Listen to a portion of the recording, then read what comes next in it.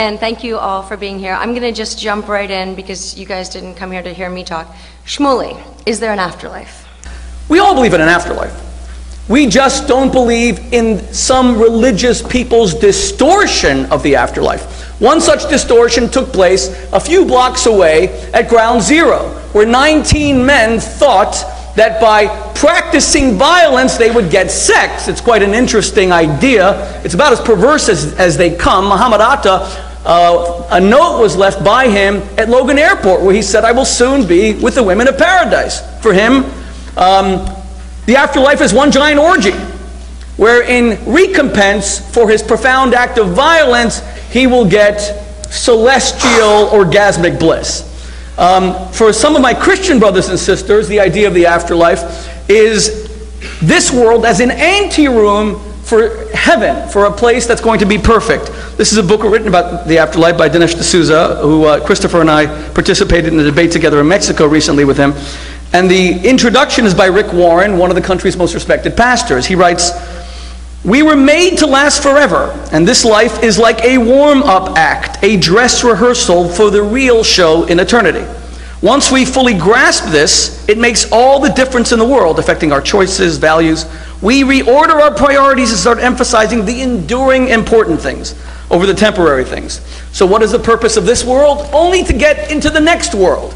Hence, religion has come under some very serious and accurate criticism that this world is belittled by faith, that what you do here is nothing but a means to an end, that Jesus is the road to salvation, that we try to garner enough virtue in this world and in this life so that we reach a critical mass, and that critical mass allows you to have the pearly gates of heaven open for you. And if you don't reach that critical mass, well, my friend, like an Oompa Loompa and Charlie in the Chocolate Factory, you get sent straight to the netherworld, but it's not made of chocolate. It is a big, giant barbecue. And you are going to be put on a spit, and you are going to roast forever and ever. Unfortunately, if you're Jewish and you don't believe in Jesus, even if you lived a virtuous life, at times, some of my Christian brothers and sisters would say, if I lived righteously, gave charity, honored my wife, and inspired my children, I am still going to that barbecue. This is the reason why, more than any other belief, the afterlife has undermined religion. St. Peter's Cathedral, where I had the great honor of meeting the Pope 4 months ago, was built with a belief in indulgences, that you could actually buy your way into the afterlife. Some say we have to have an afterlife, because otherwise, how do we explain all the evil in the world? If there's no afterlife, you mean Hitler can gas 1 million children. He can turn 5 million Jews and 90% of the world's Roma gypsy population into lampshades, ash, and soap, and he can just put a bullet through his brain and he can escape. Saddam Hussein can just go into a noose. Isn't he roasting somewhere? Come on, my friends. This is also an infantile idea. Do you really believe that no matter what they did to Hitler in some hellish afterlife, if he foundered in purgatory for all eternity, if they put needles into him, if they dismembered him, if they disemboweled him and drew and quartered him, that this would somehow make up for what he did to 12 million innocent non-combatants? Absurd to think that, well, at least he's getting his just reward. That's why, although Judaism absolutely affirms a belief in the afterlife, because we believe that there is mind and matter, that there is a conscience, there is a me, call it a soul, an individual will, which is not only conditioned to exist in the temporal confines of the body, but can actually transcend it. In other words, we are an idea and not just a living organism. And we believe that that idea can, of course, survive death. Nevertheless, we have Eden. Judaism is emphatic that the afterlife is right here on earth. The afterlife as a spiritual abode called heaven should be an afterthought. You don't serve God in order to get some big prize in the hereafter. That makes religion into nothing but a petty commercial enterprise. That makes religion into nothing but, God, if I do for you, then you better as heck do for me. And God is an end and not a means. The afterlife is right here, and we all believe in it. The Talmud says that the patriarch Jacob did not die, because the Bible says he didn't die. It says Vayigva, he was elevated. So the Talmud says, Yaakov Avinu lo mes, our patriarch Jacob never died. And then it says, what do you mean he didn't die? It says he was buried. It says that Farrar led a giant procession with Joseph, the viceroy of Egypt, with so many kings who put their crowns on his coffin. He died. And the Talmud says no. Mazaro b'chaim, afu b'chaim. Because his children live in the example that he displayed. He has an afterlife through them. I see that with Christopher. I see it with Martin Luther King. I'm a white Jew. But his afterlife impacts me almost every day of my life, because he was the greatest American of the 20th century, because he restored us to the founding principles of this nation. And every time we want to move away from it, every time someone says something stupid and racist, stupid and too ethnic, stupid and prejudicial, we remember that he had a dream. And that dream wasn't just while he was a collection of swirling electrons and molecules. That dream transcended him, and it lives on in his afterlife. And it impacts upon us until this very day. I am not interested in heaven, and I couldn't give a damn about hell. If I'm destined to burn, then so be it. I don't want to be in some perfect place where I have nothing to contribute. In my religion and Judaism, when I go to a cemetery to pray at the graves of great people who represented a great idea so that I'm inspired by their vision, by their dream, by their message, I am obligated to tuck in my tzitzit. I am obligated to not perform any of the Torah's commandments in their presence. The reason? Because we're not jealous of them in heaven. They're jealous of us on earth. They want to do more good deeds. They want to practice more virtue. A perfect abode in heaven is one of the worst religious ideas, even as I affirm a full belief in it. Not that I can prove it. I can't. I cannot. It's a sheer matter of faith. I reject all the silly arguments that are often offered in the name of religion. Near-death experiences, bright lights hovering above your hospital bed. I even saw this cartoon that said, it showed these surgeons who were operating on someone, and on top there was a giant sign, and it said, if you can read this, you are dead. I reject near-death experiences. I don't believe they are scientifically acceptable. There's plenty of ways to explain it. Ouija boards, people who speak to the dead are all frauds to a man.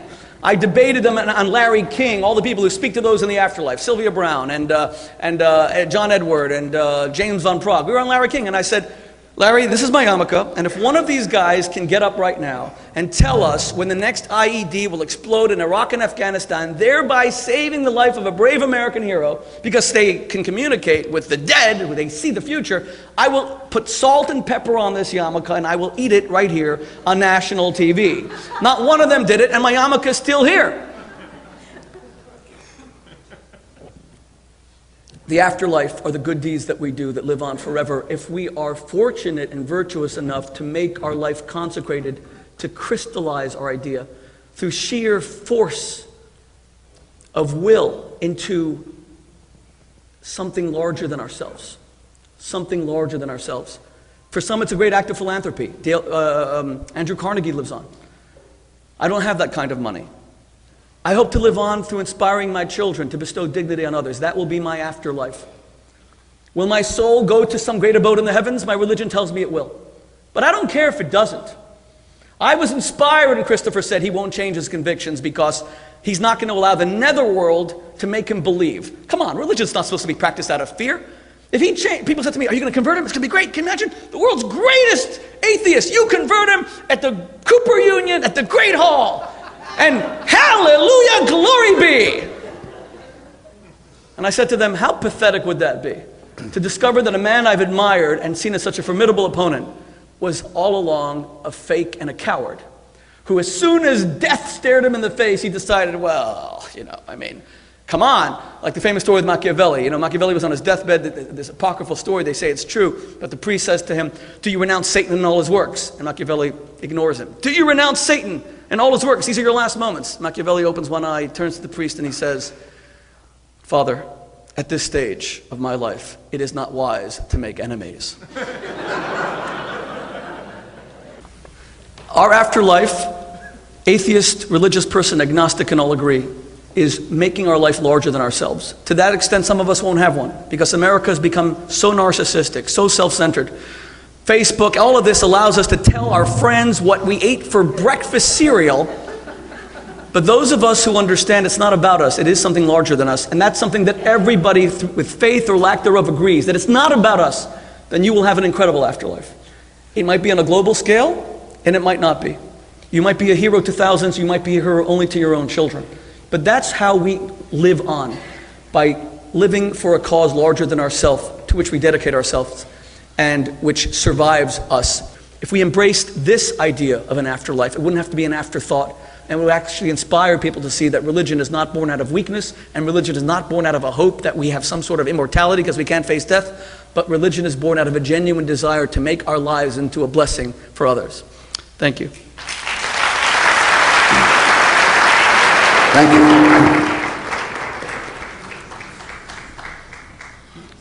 Well, I don't know, ladies and gentlemen, brothers and sisters, hope I can say comrades, friends, if any of you have ever had the experience of pushing hard on an open door and then having it swing in on you and fall, not flat on your face, but feel you didn't really need to give it that much of a shove. I thought I came all this way to debate the eschatological questions, the four last things: death, judgment, heaven and hell. What do I find? Another Jewish secularist.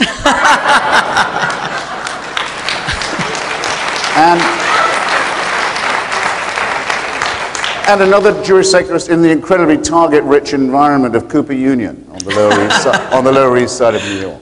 For this, I had to get on the shuttle. I take it, I will not take it as was once said of the tribute of virtue to vice, the compliment that vice pays to virtue, the ideal of hypocrisy in the first place. I take it as the incremental effort of a lot of steady work that some of us have been putting in to dispel illusions in the supernatural. And in a private belief that I've held for a long time, which is that very many of the practitioners of these faiths don't believe it either. And perhaps that might be the first consolation that we take away from this evening's discussion. My own task having been so much lightened, even though I retain the tiny suspicion, and I hope it's an ignoble one, that Rabbi Shmuley might possibly be going easy on me. And that would be a great cause of resentment. If I thought for a second that that was true, it's already bad enough that I'm the fifth person appearing on this stage, and you may have noticed the steady decline in the standard of pulchritude that went on after number 3 had left the stage. So I'm left to restate what I still want to say, and have to begin with a disagreement. The idea that a person who martyrs himself and kills others in the cause of the faith will be rewarded in paradise is not a delusion of Mohammedanites. I wish it was. It would be very nice if we could say that that was the case. It is rather a belief firmly rooted in the holy book of the Muslim faith, the Quran. It is believed by an enormous number of people. It may not be disbelieved that someone who martyrs himself for the faith will be so rewarded.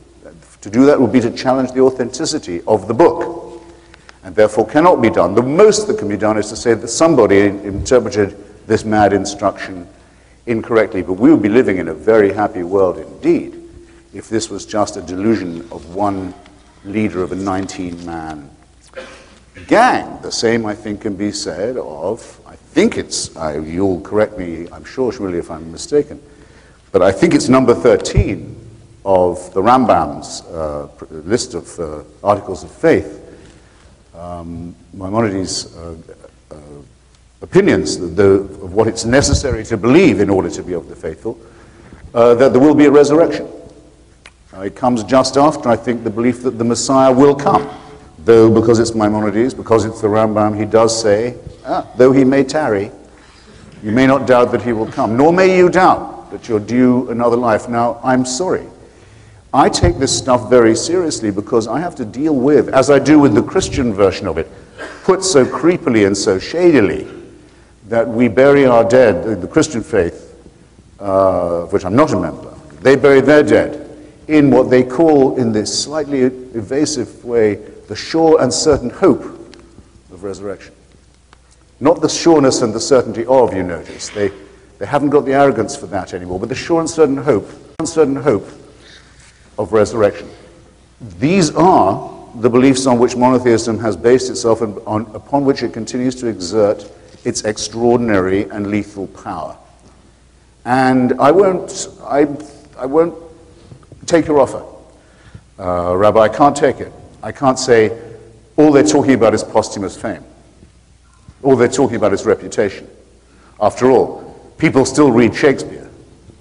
Surely that proves that there's an afterlife. No, I'm sorry. It's a confusion of categories. It's not comparing like with like. It's not even non-overlapping magisterial. It's radically discrepant views of what reality is. And if religion would say, we don't promise you anything after death, that would be the end of it. And Shmuley would be talking ethical Judaism, and I would be saying, atheism is compatible with any belief you like. You can be an atheist and be a supporter of Ayn Rand, the most famous atheist in America. You can be an atheist and a nihilist. You can be an atheist and a fascist. All you have to do is say that you reject the supernatural dimension. But that's the most crucial thing. And now the critique of religion that we've evolved over the years in mortal combat with it is this, essentially. First, that it has a very queasy relationship with anything called evidence. That it makes very, very large claims for itself.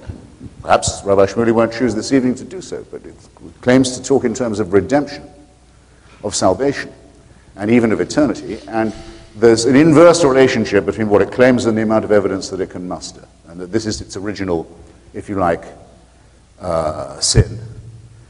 Second, that it seems to deal in absolutes, that it appears to want us to think of a God who is in some way or another a dictator in this world, and if this one should prove disappointing, I think you used the word dress rehearsal, the term dress rehearsal, a mere ante-room. If you think this is unfair, if you think this is discrepant, if you think this is irrational, why do the evil prosper? Why do the good get trampled underfoot and left behind? Never mind. Once you've squeezed with agony through the keyhole of death, there's another whole world where all that will be put right, where every tear will be dried and every injustice compensated, which, if it was true, would be a terrible exercise in sadomasochism. And why put a bunch of rats into a labyrinth of torture? See how they do, surprise them with new rules, even bigger surprise when you squeeze them through that last gap. Now we have you, and now you're due for a verdict against which there is no appeal. If you don't believe in that as a scheme, you don't believe in God. You don't believe in the biblical promise of redemption and salvation, and you certainly don't believe in the resurrection. So I think Shmuley's word on that is that that's the case, is as good as anyone else's, and I'd say perhaps better than some. But I'm talking also to people who will be tuning into this broadcast later, and I have a captive audience, and so I've got a couple more points to make before I rest the case that you smoothed for me.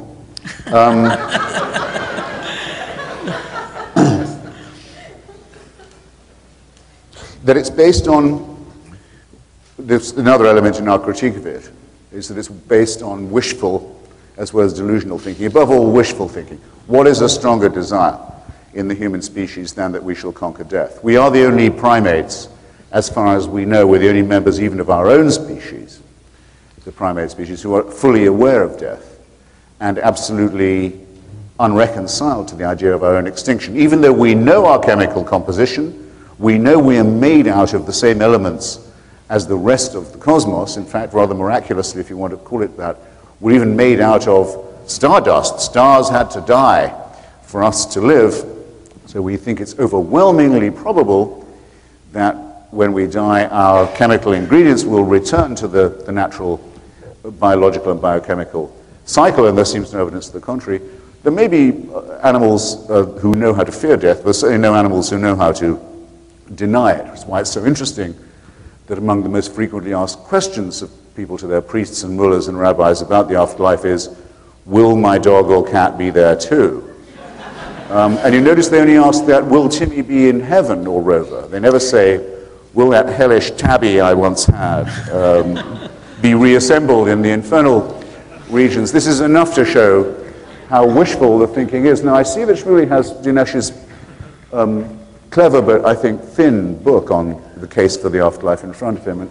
And in one debate that I had with Dinesh, he briefly gave me pause by saying, yes, wishful thinking for heaven, all right. That's hedonistic, that's a hope, that's a desire. But then why would people who were wish thinking, why would they want hell? Good point, and it tells against simple-minded Freudianism, as does a lot of other evidence. But not all of our wishes are completely transparent to us, I think, and not all of them are hedonistic, especially as they respect or regard other people. I was one of the 2 or 3 white people in the audience at Madison Square Garden in 1985 when Louis Farrakhan gave his famous address to a packed house of the Nation of Islam and addressed the Jews of the greater New York area in a taunting manner and reminded them, and I'll never forget it, he said, and remember, Jews, when God puts you in the ovens, it's forever. And I shall not soon forget the great moan and groan of pleasure that came from that audience at hearing that. And I should have been prepared for it, not just by the stupidity and nastiness and criminality on which this religious nutbag makes his living in this country. Call someone an imam or a priest or a reverend, there's nothing they can't get away with in our culture.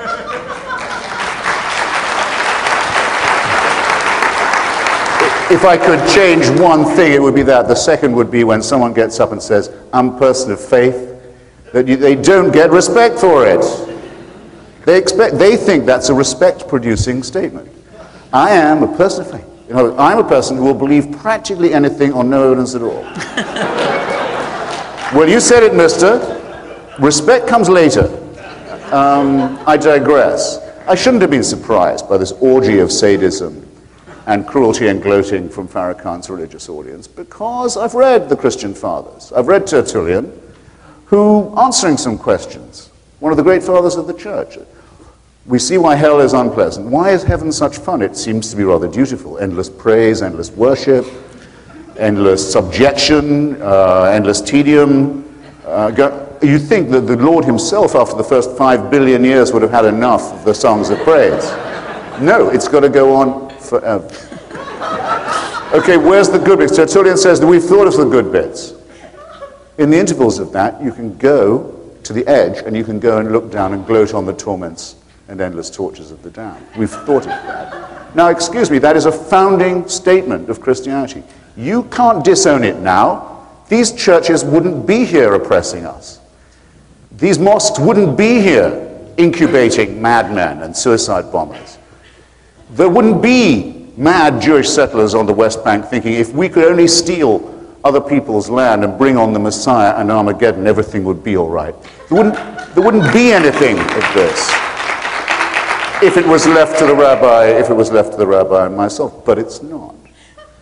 And Joseph Ratzinger, His Holiness the Pope, has just got off the plane in England today to announce that atheists are Nazis. An overdressed little ponce who was himself a member of the Hitler Youth dares to speak this way. He leaves the palace that quite rightly, Shmuley points out, was built on the sale of indulgences.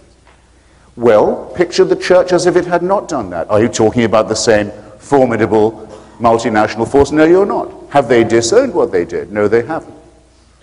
Are there not still chantries all around the world where prayers are paid for and said for the souls of the dead so that there may be remission from sin, measured, by the way, in years and decades?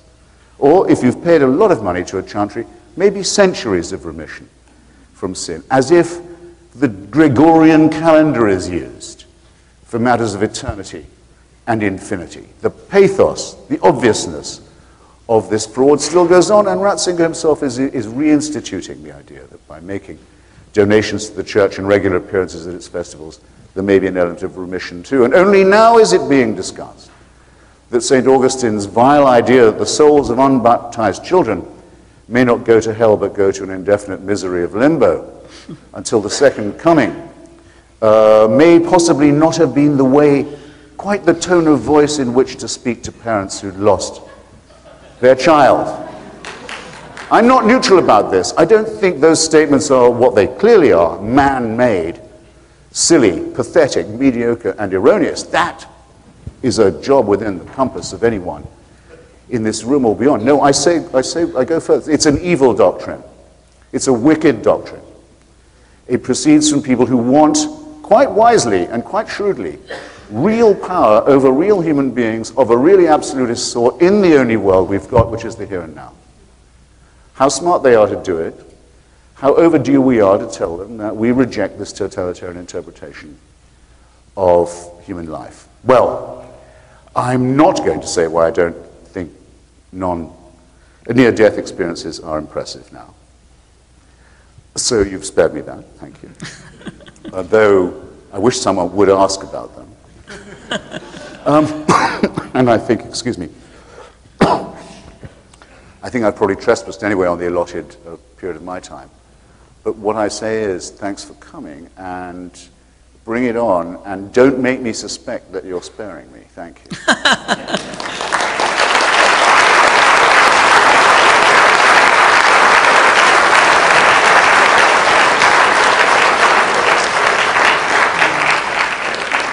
Okay, Shmuley, it's your turn for rebuttal, but take the gloves off now. Take the gloves off. And tell me about the afterlife.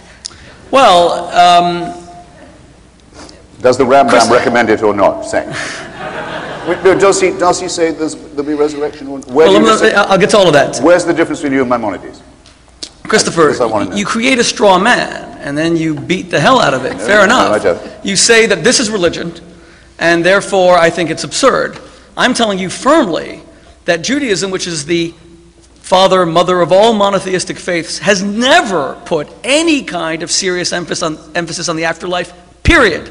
Not because we don't believe it. I'll give you the Jewish idea of the afterlife. But because it's an afterthought. Anyone who serves God for the purposes of an afterlife is not religious. They are self-serving. They abrogate the central message of religion. Judaism is not about gaining entry into heaven. It's about creating heaven here on earth. And in that sense, it has inspired many irrational beliefs in the perfection of society so that this afterlife, this world that we can perfect, would be brought about even by people who are atheists and agnostics. Christopher says that religion is built on things with flimsy evidence, and yet he's a Marxist, and continues to say he's a Marxist, when Marxism is based on this irrational belief that somehow people will bury contention, competitiveness, give people according to their need. It's a utopia. Now, if you look at history, we see that human beings cannot build a utopia. On the contrary, disease will always, you cure one, another arrives. You stop one war, we all thought the end of the Cold War was the end of conflict. Instead, unfortunately, global terrorism erupted. Why would anyone believe in this stuff? Obviously, it's somewhat irrational. But it is an idea that the Jews imparted to the world through Messianism. What is the... let me just get back a second. Messianism, as Christopher or any person in this room will tell you, is a this-world phenomenon. The Jewish afterlife is right here. The wolf shall lie with the lamb. A child will lead a predatory animal without being harmed. There'll be some sort of change in the nature of people that will want to actually be different. This is something we have all aspired to. Why do doctors look for cures when we know that ultimately these cures will elude us? None of this is very rational. It's all based on something super rational. This innate desire to make the world better against all the evidence that it can be done. There's no evidence there. It's called hope. It's how Barack Obama became the president of the United States. Even secular people have faith. That's the point. They may not have faith in God. They may not have faith in the Christian or Islamic afterlife. But they have faith that we can improve the world, and that is the emphasis that I'm making. Christopher can't take notions of religion that he considers religious, dismiss the others, and say, well, I want to bash these, because the ones that I don't like, I'm going to just dismiss them as secular. This isn't secular. The idea of utopia, which is Marxism is a secular utopianism, it's a religious idea. That's why it hasn't really happened yet. It is a religious idea. We now know it doesn't even work. We tried it. The market forces of an open economy produce wealth. It also produces selfishness, materialism, and all this other stuff, and rich and poor, some of the holes in the American economic system. But we tried Marxism, and it failed. The people still grab onto it. Why? Out of irrational faith. Because they want to create their own afterlife. And I actually endorse that. Maybe not their mechanism, but I endorse the hope, and there's no evidence for it whatsoever. Nothing. All these leaders who are coming to the United Nations, they're all going to come, and they're all going to sit down and try to make peace, and Ahmadinejad is going to give his stupid ramblings, and my next-door neighbor, Muammar Gaddafi, is going to do the same, and everyone is going to, yeah, that's kind of weird, isn't it? to be the Jewish Forrest Gump.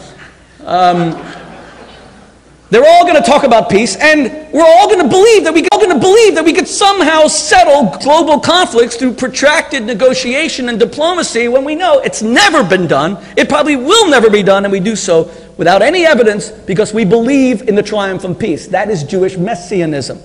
The Jews were the first to speak of great men not slaughtering each other with swords, but beating their swords into plowshares. This goes back 2,500 years. So when we take religion, we say it's always about violence. Religion is always about saying that you're not saved. That wasn't the Hebrew prophets. They weren't perfect. And Christopher will be able to bring many examples where the Bible commanded things that are, to me as a man of faith, utterly inexplicable. And it's very painful to try to understand these things. And we've addressed these in other debates, or I've tried my best to address them. But to say that atheism is a panacea for all of this, and it's perfect, come on. It's a different debate, I don't want to go into it.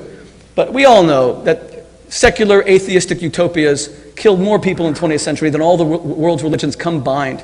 Okay, Mao killed 30 million, Mao killed probably 40 to 50 million, Stalin about 30 million, Hitler 12 million, Pol Pot 3.5 million. 46 million. Excuse me, I could go on.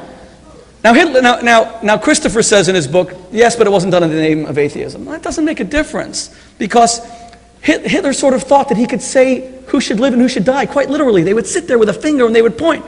And a religious person would say that should be reserved to God. Are there those who abuse religion? Of course! What I've learned from my debates with Christopher is this. Believe it or not, and I will say something that I know is on the record, and I am not a Jewish secularist. I am a profoundly and proudly Orthodox Jew who prays 3 times a day, eats kosher food, will fast on Yom Kippur. But I will not embrace, nor will I preach, a false idea of religion that has done so much harm to religion. I state here emphatically, without any fear of refutation, that my Islamic brothers and sisters serve the one true God, and they are my brothers. That my Christian brothers and sisters serve the one true God, and they are my brothers. That Christopher Hitchens, who doesn't believe in any God, works for humanity, points out hypocrisy on the part of those who deserve to hear it. Religion needs strong critics, and he serves the cause of humanity, which for me is sort of the same thing, because I think God loves his children more than he cares about himself. And the very first rule of the Bible, Leviticus 19, is to love your fellow man as yourself. What does Maimonides say about the afterlife? He says that there will be a resurrection, and then everyone will die. Interestingly, he's the only one that says it among the Jewish sages, and we will live in all eternity after the Messiah comes, in a disembodied state in heaven. Nachmanides disagrees with him, Christopher. He says that when you die, yes, there is an abode of souls, because there is a soul, but Nachmanides says, Rabbi Moses ben Nachman, that although there's an abode where the eternity of the soul experiences the bliss of being in the divine presence, ultimately those souls will be, as you said, resurrected in bodies, because it is only this world that matters. It is the justice, the righteousness, and good deeds in this world that matters. You don't have to accept that. If you're a person of faith, you're going to believe it as an article of faith. Einstein didn't like that chaos. Einstein wanted what Christopher wants, this world which seems to be ordered purely by reason. But it turns out that Einstein embarrassed himself in the last decades of his life because he rejected the truth of quantum physics. He searched for a unified field theory, really began to undermine his scientific credentials, never really contributed to science after the age of 25, because he couldn't accept that the world was chaos, complete and utter chaos, that it couldn't even be measured, that it wasn't even subject to the rules of mathematics. I try to bring reason to the world, but I am humble enough to admit when I don't know, or when things transcend knowledge. Never once in my debates with Christopher Hitchens have I ever said, this is so because the Bible says so, or this is so because I believe it. When we debated God, whether I did a good job or a bad job, my argument was that based on my limited understanding and having reviewed as much of the scientific literature that I can, because I absolutely believe in science, it does not seem to me that mathematically there is a strong probability that life could have evolved of its own accord. And I've looked at the math, and I still retain that attention. I've looked at the anthropic principle, so many other things that seem to show that the world has a unique precision that would defy an accident. When I debated Christopher on whether we need God to be good, I believe that unless you have some divine authority that says it's always wrong to murder, human beings will always find a reason to murder, including religious people who will use whatever they find in religion to justify their own reasons for murder. But I'm not going to murder. I disagree with Christopher's opinion about settlers being the cause of Middle Eastern conflict. I believe in the Middle East, it's my opinion, that right now it's Hamas and Hezbollah, funded by Iran. And I know many settlers, but let me tell you, many settlers, and the vast majority of settlers that I know are people who just want to live in peace. And yes, they believe not just in the divine nature of the land, although there are those who absolutely believe in that, but mostly they believe that they've tried peace, it hasn't worked, so now Israel has to hunker down and just control strategic points. Many of them are there for that reason. Many of them are secular, by the way. But let me just tell you, when Baruch Goldstein killed 29 Arabs on Purim Day, the happiest, most celebratory day of the Jewish calendar, my house was firebombed that night. It was a Spanish au pair that saved my children's lives. I said that day that Baruch Goldstein, some Jews, a tiny minority, excused what he did. They said, the guy snapped. You know, he was treating so many of his friends who were stabbed to death. You can't blame him. He used to treat Arabs too, and he did. But he snapped. And the others said, no, he actually had intelligence that the Arabs of Hebron were going to attack the settlements, so he preempted their murder by striking a blow, you know, the doctrine of preemption. I got up in front of national TV after my house was firebombed and I said, Baruch Goldstein, and I'll say it right now, although it'll disappoint some Jews, and I've been criticized for it heavily, strongly, Baruch Goldstein is a cold-blooded killer, an abomination to Judaism. There is never an excuse to kill someone who is innocent, ever. The only excuse to kill is in self-defense, period. If someone wants to take your life. These were 29 innocent people who just wanted to pray. I say that on what? Based on the religious authority of God saying, do not kill. And when my Palestinian brothers and sisters turn to me and say, but come on, Shmuley, we have to do suicide bombings because we don't have helicopter gunships. We have to strike back because there's all these Israeli checkpoints. Okay, I hear you. But let me just tell you, your religion also says do not murder. Ever. Even when you have checkpoints. The Jews were subjected to, let me use the classic British understatement, the Jews had a rough time in Nazi Germany. But they never blew up nurseries. They didn't resort to blowing up buses. They never used that as an excuse to punish innocent children. And I say that to my Arab brothers and sisters, based on the religious authority that you cannot kill. Religion does have an application, but I got to tell you, so does atheism. I wrote an article about Christopher's illness. I told the story of Rabbi Zusha of Anapoli, that he told his students, one of the greatest Hasidic masters, he said, atheism is necessary for faith. And they were about to tear their clothing. They heard blasphemy. Atheism is necessary for faith? He said to them, every time you see someone who's hungry, someone who's naked, who needs clothing, your first reaction as a religious person is, there's a God, he'll provide. You're supposed to doubt it sometimes. What if there is no God? What if I am the one who must stand in God's stead? We need intelligent critics of religion. My whole problem with Christopher Hitchens has simply been this, that he finds no redeeming qualities of religion at all. You can criticize the Catholic Church. What happened to the pedophilia scandals are disgusting, abominable.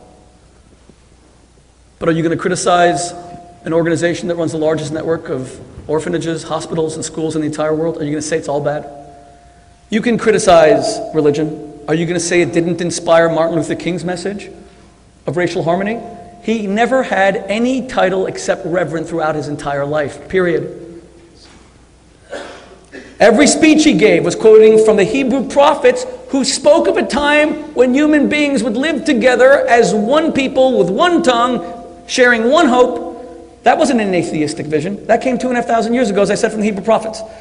So my issue with Christopher is not that he has very legitimate criticisms of religion that I myself would articulate. Because I don't believe in perfection. I believe in struggle. I said it before. It's why Eden and paradise have no appeal to me. I want a place where I wrestle with my conscience to try to do the right thing. Heroism is found specifically when there's two sides and you have to triumph one over the other. Especially not slaying dragons outside of you, but the demons that live inside you. But to say it's all bad is like coming along and saying that all atheists are terrible and they only poison. And that was said by religion for thousands of years, that kind of religious hypocrisy. So no, I am not a secularist at all. And yes, I absolutely affirm a belief, and I have no evidence, and I say it openly because I'm not a liar. There's no evidence, even Dinesh D'Souza's argument, which is interesting, he said it in our debate in Puebla, that physicists now admit that 95% of the universe is dark matter. We don't even know what it is. Maybe that's heaven. Well, maybe it is, but that's still not evidence. Some people say when you believe, many scientists who are atheists believe in extraterrestrial life. Why do they believe in it? Christopher said that science is about hard evidence. We don't have a scintilla of evidence that there's any life on other planets. Nothing, zero. And yet we spend billions with radio satellites and probes looking for this thing, and there isn't a scintilla of evidence. You may as well look for heaven. It's the same thing. In fact, more people probably believe in heaven. But again, I accept his argument about evidence. I believe in an afterlife, the way the religion describes it. I believe in paradise. I believe in all those things because I'm religious, and it's the foundation of my life, these beliefs. And yes, they don't always lend themselves, and they're easily ridiculed, I agree. But there are many things in life that do not lend themselves to evidence. But what I'm saying is, none of this is ever emphasized in my faith. None of it. Jews almost never discuss the afterlife. This world, feeding the hungry, clothing the naked, giving hope to the hopeless. That's why Judaism is such a this world grounded religion. We actually say that this world is the one that matters. There's nothing secular about it. So your vision of religion is not the one that I buy into. But thank you very much. Sorry I went on. I think that having, so to speak, invented the toxin of monotheism, it's a wonderful thing that Jews have been the greatest contributors to undoing it. By means of discovery in every possible field of endeavor, beginning with the great first Baruch, and then when he changed his name, Benedict Spinoza, who was the first one to see through the idea of a creator God, a personal God, one who answered prayers, one who made special covenants with different tribes, and all this other delusion, and for his pains was very, very horribly expelled and bullied out of his synagogue in Amsterdam and pelted around Europe by all the Christian powers who for once agreed with what the leaders of a synagogue had done by way of putting an end to free thinking. And we still don't know whether we have as much as half of what Spinoza actually wrote, a lot of which had to be in code. But from that great tradition, which picks up from that of Lucretius and Epicurus and Galileo, to move on to Marx, Freud, Einstein, and others, is to have, yes, done a tremendous work of the mind against superstition. And yes, it's true, and I'll concede this to you, of the three monotheisms, Judaism makes the least up of the afterlife. I mean, there are two words for hell that we have, Sheol and Gehenna, I think, are the least two that are Jewish religious words. But there's a great deal of argument about what you need to do to get there, and whether you're in the same chemical composition as you were when you were who you said you were. And yes, I'll give you this too. Jews in some way look forward, I would not say it's completely in the material world, they look forward to supernatural events in the material world, such as the little child leading the predator, or in some versions the lion lying down with the lamb, where you remember Woody Allen says, well, maybe the lion will lie down with the lamb, but the lamb won't get much sleep. In other words, it's still expecting supernatural results in the natural world, which to me qualifies as religious. Of course, there could be an afterlife and no God. That's quite possible. There could be a devil and no God while we're inventing supernatural entities. There could be a hell and no heaven. That's all quite possible. There could be a God and none of these. They're all contingent. Why? Because they're all so obviously man-made. Now, in that, I don't see, granted this, what is meaningful in the statement that one is religious anymore. To say a couple of words, mildly, in defense of the Marxist conception of history, at least, well, it grounds itself on the idea that there is no supernatural dimension, that the material world is sufficient explanation for people's motives. And as Marx writes very brilliantly in his critique of Hegel's philosophy of right, religion is the sigh of the oppressed creature, the spirit of the spiritless situation, the heart of the heartless world. And criticism of it has, as he says, plucked the flowers from the chain, not in order that we shall wear the chain without consolation, but in order that we may break the chain and cull the living flower. And yes, to that extent, I'm willing to defend that conception of history and philosophy. Now, this doesn't mean materialism sounds bleak, or may be made to sound bleak and arid and reductionist. It doesn't mean there's no room in our conception for the numinous or the transcendent, if you wish, or the ecstatic for what's experienced in music, love, landscape, solidarity, other, I think, human and natural phenomena. If I'm asked to describe what I think has happened to a child whose body has been maimed by a priest and whose psyche has been, and sexuality has been destroyed at the age of 5, as, say, the recent Belgian bishop's nephew had to undergo, the Pope only protesting when the police took an interest in the matter, which doesn't make it, by the way, an exception, it makes it the rule. But I could have picked another example. I say, if I was asked what's happened to this kid, I'd say his soul has been destroyed. I wouldn't say that with any embarrassment at all. I would need an extra word. It would be not enough to say this kid has been abused. Right? This is pathetic. Our language, our secular language, our journalistic language is in grave danger, I think, of becoming morally emaciated. Abuse for rape and torture and the prolonged destruction of the possibility of a full personality. No, you need more than that. The Germans have a word for it. Soul murder. It's a good expression. You wouldn't want to be without it. And I would affirm that genuinely. Just as I find that the word evil is absolutely necessary. You mentioned my work, thank you, on Saddam Hussein and others. I feel I've even smelled it. The sense of evil that you get with racism and genocide and sadism, what I've described in my materialist note as the surplus value of dictatorship, an evil and cruel dictatorship that wants evil and cruelty not for its own interest or because it would serve its turn or kill its enemies. That's too easy to explain. No, likes these things for their own sake. Will do them even if it risks the stability and reputation and profitability of the regime. Needs it. Needs cruelty. Needs murder. Needs the real, authentic stench of evil that I claim to have felt in my own nostrils. I think any account of fascism that lacks that is, again, morally thin and historically emaciated too.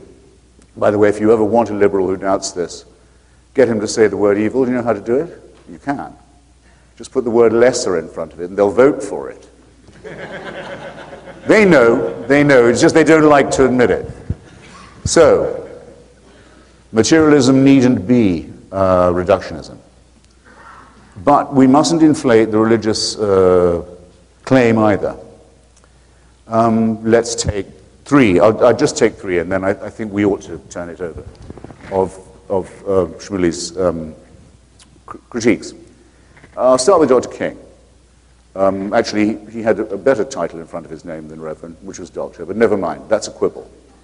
When he cited the Hebrew prophets, which he did all the time, because there was really only one way of getting an audience in the South without being immediately killed, and that was to claim that you were speaking in the name of the Christian God of the slavers, who'd invented the problem in the first place, so you better know your Testament, boy. That's the only licensed form of criticism there was in the epoch of racist dictatorship. And he knew the books, sure he knew the books, and my friend Taylor Branch in his wonderful biography of him gives the books their, if you like, the volumes their right names, The Pillar of Fire, The Parting of the Waters. Yes, he knew the Exodus story. Aren't we glad he didn't mean it? He would have been saying his tribe was entitled to kill anyone else who got in their way. The Amalekites, the Midianites, away with them. Kill them, kill their children, take their women, steal their land. You have God on your side and justice too. Aren't we really glad that Dr. King, who studied Hegel at university and did his real work on secular studies, aren't we glad that he knew this stuff was metaphorical at best and toxic even then? And even then he's in a joust with the people who say the slogan of the Confederacy, Deo Vindice, God is on our side. That's the first thing. The second thing is this. We lose something from our history. And I will say this on the platform, the podium of the great Abraham Lincoln. It's a good place to say it. A man who was an absolutely determined non-believer and satirist and ridiculer of religion, and the first to point out that both sides in this terrible oncoming war claimed that God favored them. Who now remembers, look what we've lost in our culture and our discussion of the struggle against racism. Who in school, I ask you who are parents, who in school is taught the name of Bayard Rustin, the great American socialist and social democrat and originator and organizer of the March on Washington? And original gay activist and persecuted and framed by the FBI for that too. Forgotten. Who knows the name of A. Philip Randolph, the great organizer of black American labor, a wonderful trade unionist and politician who organized a March on Washington for equal rights when Franklin Roosevelt was president, long before Dr. King had even been born. Obliterated from our story and our culture because we don't have Reverend in front of the name. And if you want to pose as ethical, do like Sharpton does, get called the Reverend now. Then there's nothing you can't do or say. No pose you may not strike. This is not encouraging. Now, last, and I think dolorously, but inevitably, because it never doesn't come up, I'm not a member of a faction that goes out and shoots people and burns their churches and burns their books if I feel offended. I hope that's clear. If it isn't clear, I feel I'd better give you the reassurance now. You can say what you like about Marx and Darwin and Einstein and burn their books. You know, I won't care, and I won't come burn your church or your house. And I don't get appeased by the Joint Chiefs of Staff or the head of Central Intelligence or the President either, as if I might. But I don't want that kind of respect, thanks. Only the religious and the faithful seem entitled to demand that. But I do mind being insulted all the same. I have a certain residue of self-respect, which, though it won't survive me, means a little to me now. And religious people are often unaware of it. They'll say things fantastically rude on first meeting, like, oh, you don't believe in God? Where do you get your ideas of right and wrong from? What? The Pope says at the intaking of the capital city of the Albigensians, a Christian heresy, Simon de Montfort, as general, said, you want me to kill them all? How will I know who's an Albigensian? So kill them all. God will know his own. The Hamas people interviewed in Gaza recently by the Palestinian correspondent, a very brave woman in the New York Times, said, what do you mean you're shooting people in the hospital? Says to this humanoid. Says, we're doing them a favor. If they're good Muslims, they'll already be in paradise. These people want to know how I get my ideas of morality without a belief in the totalitarian power of the supernatural. I object. I don't like being talked to in that tone of voice. And I hold it down. And then I get told that atheism is Nazism. The Pope does it today, getting off the fucking plane in Edinburgh to talk to the Queen. And Shmuley doesn't exactly not say it. Now, on this, because of the totalitarians of the 20th century, Adolf Hitler is the only one he mentioned more than twice. Because I can't do them all, though, believe me, I will if you press me. I'll just take the Führer. My former colleagues and ancestors at the New School produced a very comprehensive edition of Mein Kampf, the hard book to get. They wanted everyone to read it, and I have several copies of the edition they brought out in 1940. Just slightly too late, actually, in the hope of warning people. I think it's at the closing pages of chapter 2 that Adolf Hitler says that his work against the Jews is done on the direct instruction and inspiration of Almighty God. It's certainly a trope that's repeated throughout the book. And there was no reason for someone brought up in Catholic Austria, Bavaria, not to think that. Centuries of Christian instruction in the poisonous nature of the Jewish people, the verminous character of the Jewish people. An uncontroversial remark. The Vatican at that point was willing to ban books by Evelyn Waugh and Graham Greene. Say nothing, books about evolution and the Big Bang. They were invited to ban Mein Kampf. Did they? No, they didn't. Instead, the Vatican made its first ever political treaty with the Third Reich, exchanging complete control over education on their part for complete control over the rest of the state by the Nazi Party. What did it say on the belt buckle of every single member of the Nazi army? What did it say? Gott mit uns. Do you want me to translate? It says God on our side, in German. If you took your oath to the Führer, how did it have to begin? I swear in the name of Almighty God, my undying fealty to Adolf Hitler. Shmuley, I won't take it from you. I'm sorry. I don't want to spoil a relatively friendly evening either. Don't you dare bring this up again. I can take a lot.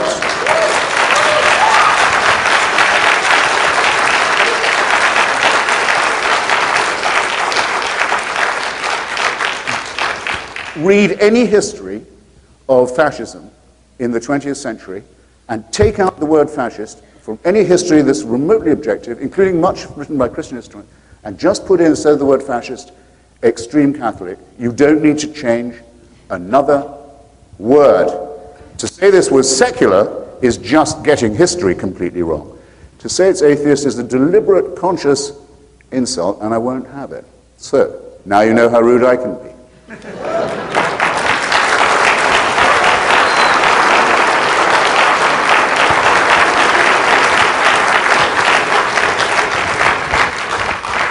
Soul death and the destruction of the soul. The soul, yes. And what is, for you, what is the soul? It would be like saying, it's like reducing love to sex, if you wish.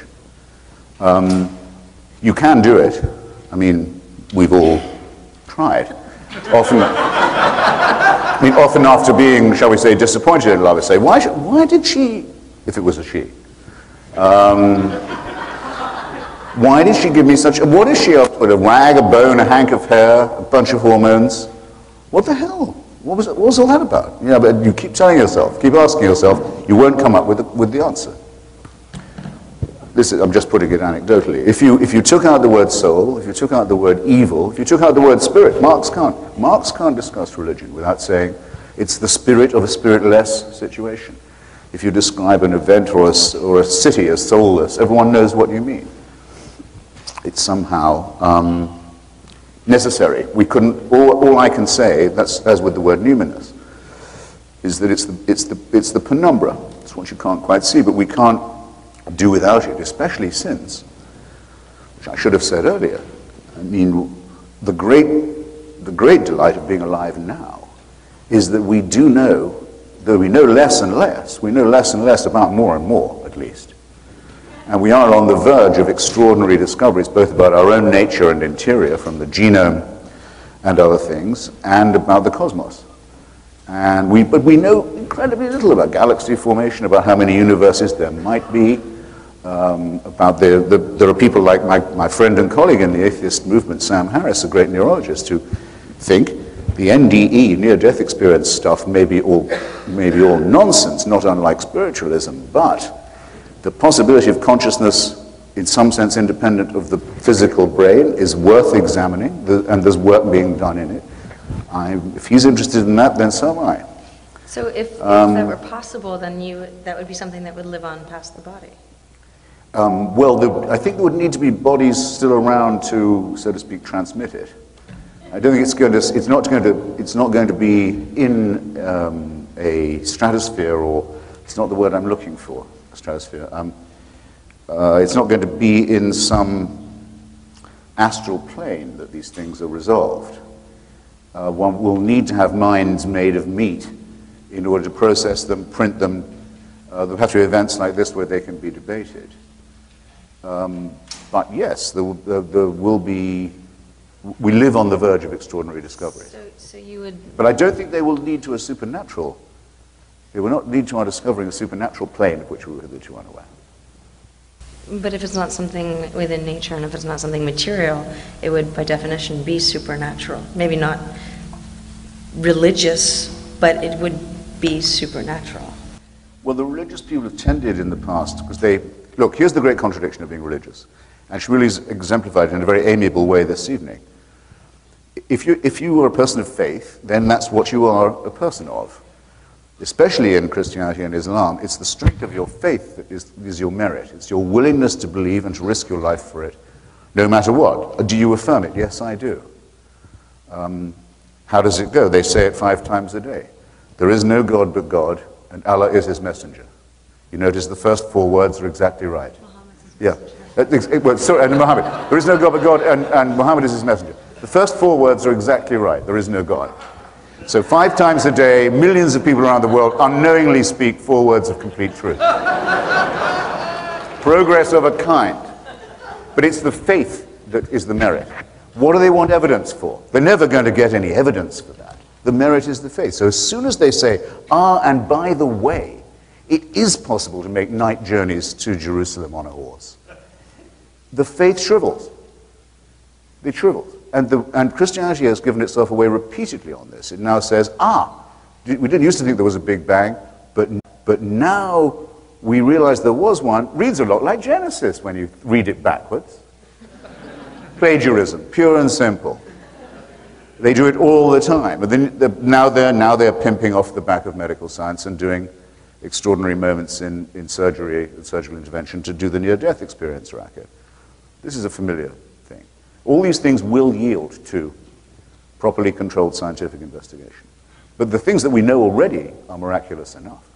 Science is not infallible either. No. My husband, when he started medical school, the first day they said, his professor stood in front of him and he said, I just want you to know that everything you learn these 4 years, by the time you finish your practice, half of it will be proven untrue. The problem is you just don't know which half. Surely.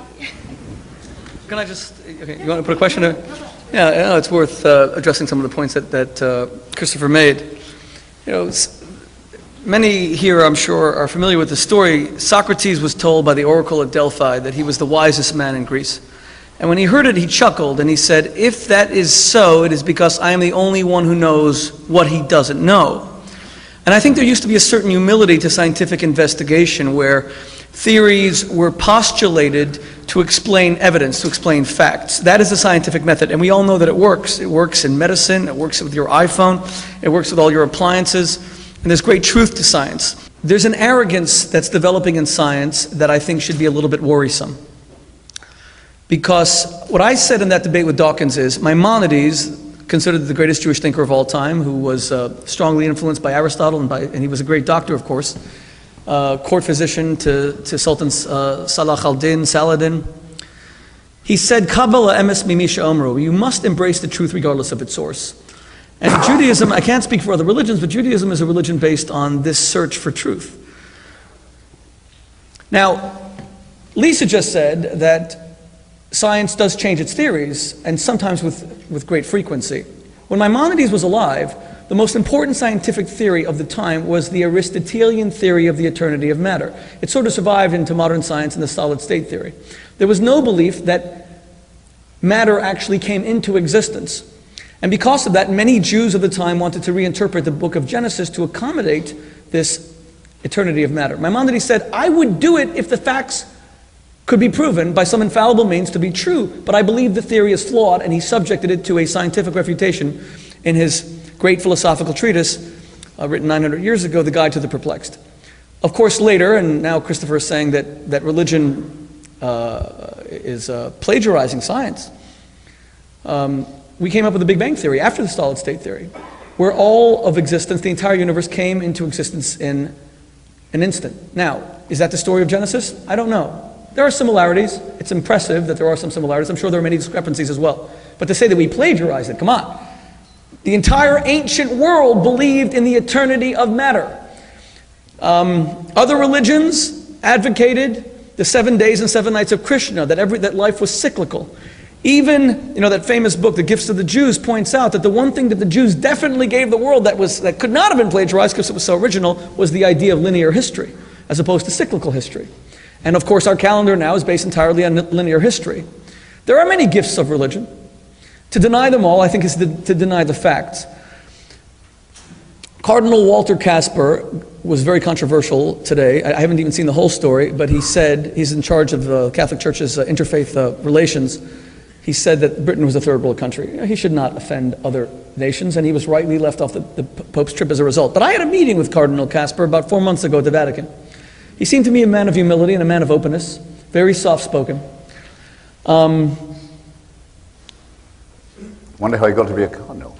I'm sorry? I wonder how he got to be a cardinal with all those qualities. Oh, he and the Pope grew up in Germany together. I don't know. But he gave us a lot of time. But he said that Britain is beginning to show evidence of a certain virulent kind of atheism. It's funny because I had a front row seat to this development. I started doing, and in my arrogance I might even legitimately claim, to be one of the sources of origin for this modern sequence of publishing events about great books on atheism. And I'll tell you why. Because Richard Dawkins, and he will verify this story, was known to sort of not believe in God. He wasn't very outspoken against religion. And I asked him, to do a debate on science versus religion. And we did this massive debate, and then we started doing them every single year. I think we had 6 in total. I moderated 4 or 5, participated in 2. The dialogue was very friendly back then. It was very respectful. It didn't mean that Dawkins believed anything about religion. He didn't. But he didn't think that religious people were bad people. And he didn't think that religion had nothing to contribute. That's what we're hearing now, that it has nothing to contribute. And that everything, as Christopher just said, is going to one day be open to scientific rational investigation. Really? Does anyone really believe that? Do you think we will ever truly understand the infinity of the cosmos? We might. But right now there's no reason to believe we ever will. It's too vast. Humans are mortal. And that's an act of faith. That is an act of pure faith. To say that we will one day understand, Christopher Hitchens has just said he has faith without any evidence that this will one day happen. On the contrary, the more we discover is the infinitesimal nature of man, and science is actually showing us that. And there's so many mysteries, and they may one day unravel and reveal our secrets to the human mind. They may not. Anyone here who is absolutely atheistic, agnostic, is certain there is no God. You still have many beliefs. You probably believe that the world is going to get better. Why are we all so upset that America is declining? 64% of people in the CBS poll just said that America is in serious decline. Why are you upset? Historical inevitability predicted this. It is inevitable. America will fall, period. You can elect the best president. You can have the best Congress. You can root out all political corruption, but history shows, as Oxford's greatest historian, who unfortunately was a little bit anti-Semitic, Arnold Toynbee, in the study of history, America will fall, as every civilization beforehand. So why are we doing all this? Why do we think it's not true, it's not inevitable? And there's no evidence to support any belief that it won't. None. All the evidence says we are doomed. It's happened before. It's called cyclical history, and there's no way out. No matter how much you want to identify, read all of Gibbon about how Rome fell, it's still inevitable because human beings are corrupt. And yet we still believe that we can perfect. That's a belief. No evidence whatsoever. In that sense, I think that, and let me conclude by saying, in that sense, I think that the religious ideas of linear history, our ability to make tomorrow better than today and give our children better lives than we ourselves had, that is a religious belief. And it doesn't make a difference if you don't believe in God, because again, it's unsupported by fact. If we were to take a scientific determinist view of life, it's quite gloomy and it's quite dark. The reason why I respect Christopher Hitchens, amidst some of our very serious disagreements, and let me conclude by saying, based on everything that I just said, is that he's different to all the other atheists. Honestly, I've discovered this in debating them. You see, he has a genuine love for humanity. Richard Dawkins will go up and say, I'm going to arrest the Pope because the Pope allowed the molesting of children, or as Christopher would call it, raping of children. I think you've used that in many of your essays. Rape and torture. Rape and torture. Okay, fair enough. Richard Dawkins suddenly loves children. He even wrote in his book that that religious parents, I think, should be prosecuted or not prosecuted. They should be stopped from giving their children religious education, etc. He suddenly cares about kids. Really? What's he done for kids? You mean only when the Pope comes to Britain he remembers there's kids? But in other words, he doesn't love children, in my opinion. He probably just hates religion. But Christopher Hitchens is very different. He has shown throughout his life an absolute dedication to the human family. He has been one of the most eloquent voices for human rights that there is. That's why I honor him. Because at the end of the day, I don't care what a person believes, I care what they do. And in this sense, this is a great debate, but it doesn't really matter. Because action is everything. Is Barack Obama a Muslim? He says he's a Christian, I believe him. But what if he were? Who cares? I don't care if he believes in the Starship Enterprise and speaks Klingon.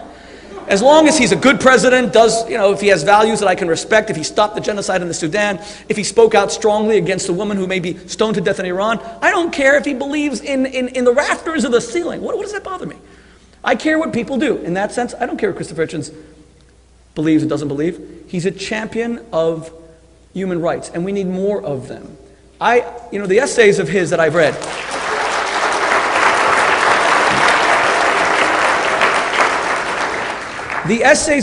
read, there is no more eloquent assailer of tyrants and dictators than Hitchens.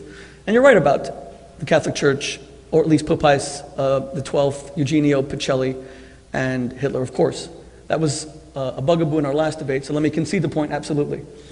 Pius XII, Eugenio Pacelli, I believe, and I'm sorry to say this to all my Catholic brothers and sisters, because they were phenomenal. Pope John the 23rd was one of the greatest men of the 20th century, I believe. But Eugenio Pacelli, I believe, was a criminal who never spoke out against the Holocaust even once, who allowed masses to be said when Hitler died, and indeed he signed the first concordat with the Nazi Third Reich. But his predecessor, Pope Pius XI, gave an encyclical against Hitler in 1937 that was read through all the churches. I think it was called Mitbrenner, I don't speak German. Someone help me, Mitbrenner Storge, with burning... Mitbrenner des Sorge.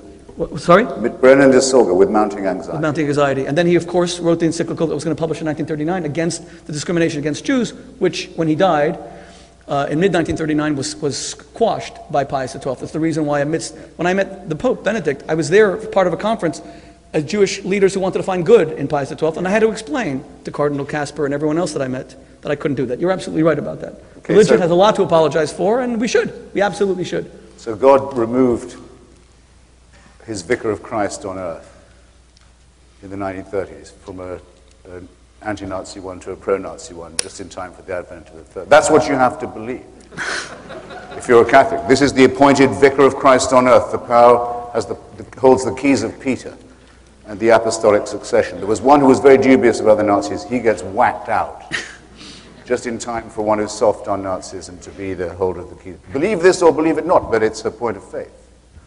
Okay, so why is tonight different from other nights?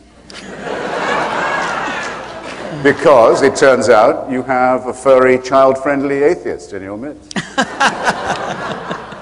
On behalf of the Board of Trustees of This World, the Values Network, I would like to offer our sincere appreciation to visiting adjunct professor Christopher Hitchens and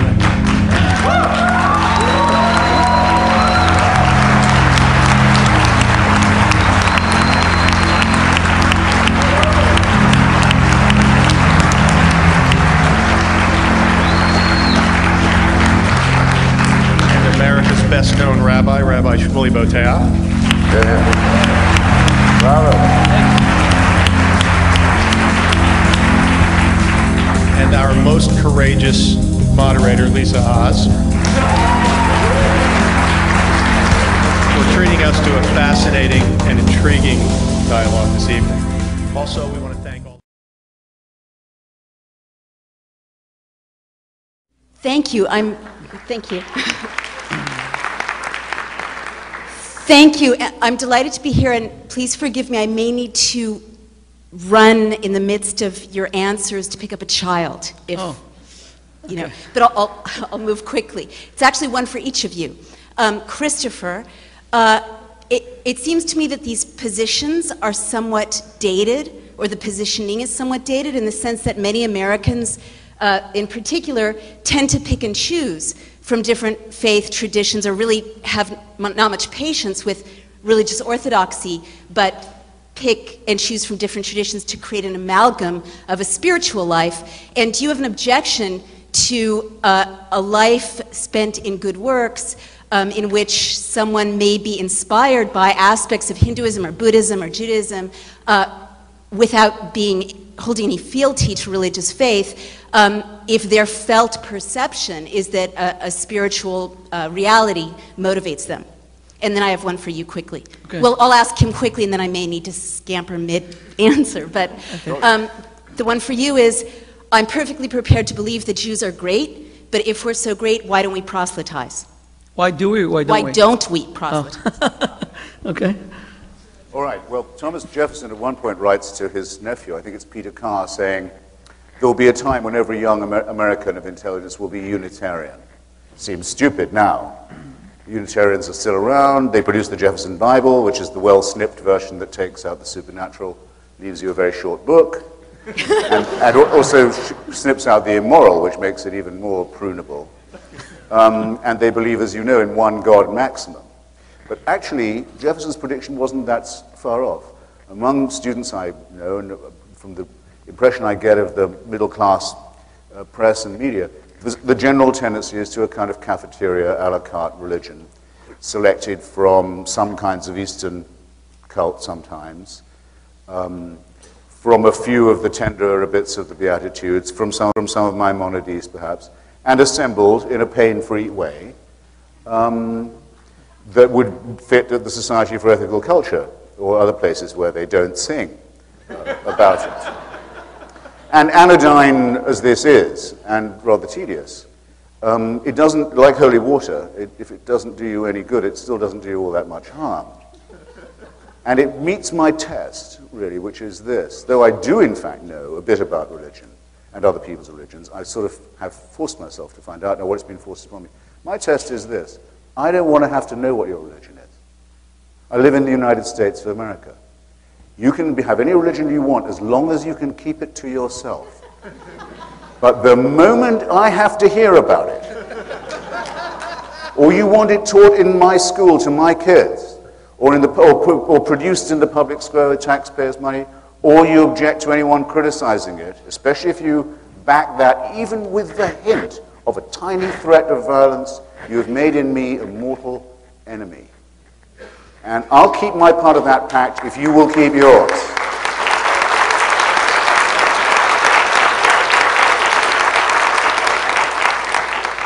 So by all means, the mush solution, because it's all mush to begin with.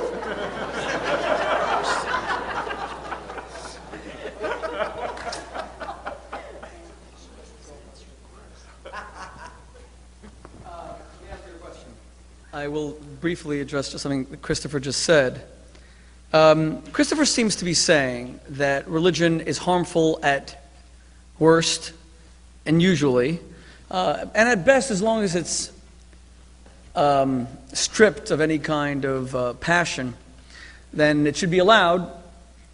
One of the greatest living historians, who's British, and I assume Christopher knows him, is the historian Paul Johnson. And he wrote History of the American People. His argument throughout the book, and he's one of the most readable historians, and I got to know him when I was in England, is that America's prosperity actually has to do with its religious zeal.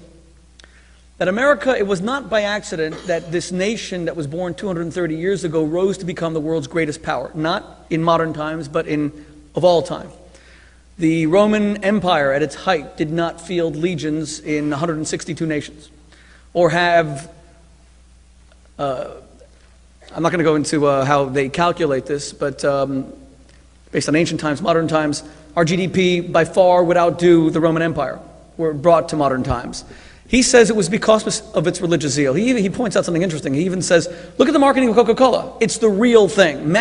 Words like manifest destiny. The argument can be made that because America is a very religious country, in God we trust, and all these things that surround us, one nation under God, that it had this belief in itself, because belief was central to the fabric of the nation. And by and large, America was never guilty of religious wars, of going and slaughtering people in the name of the Christian God, which is predominant here in the United States. On the contrary, there were 80 million born-again Christians in America. And they were largely the political base of George Bush. And they supported wars to remove tyrants, when many people who were not people of faith did not support those wars, by and large. And you might say till today, I think the war in Iraq was a big mistake. But remember, this was a war to remove a killer, and we didn't fight it well, and we made a lot of mistakes, and too many people died, and too much money was wasted. But we removed this killer. America's not into religious wars. We didn't then say, okay, Iraq's going to be a Christian nation, or we're going to have bases there. Let's stop saying that if you have religious zeal and passion, you're going to shove it down people's throats. It's a lie. It's an absolute lie. Not only is it a lie, but it's character assassination, because Christopher started this debate by saying that science is based on facts. Now I want to see the facts about religious people in America who are violent. Just a second.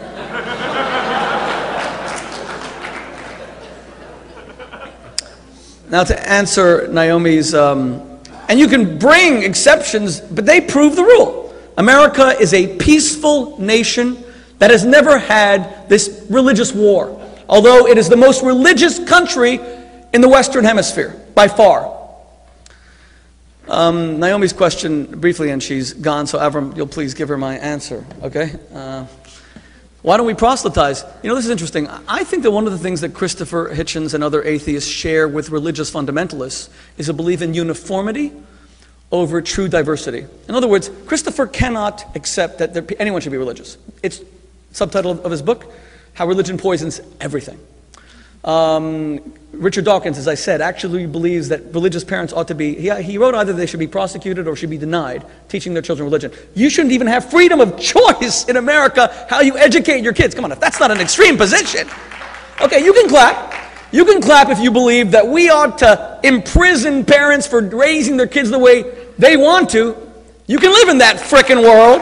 But let me tell you, I will fight and die before I live in a country that either forces religion on people or forces them not to have religion, okay?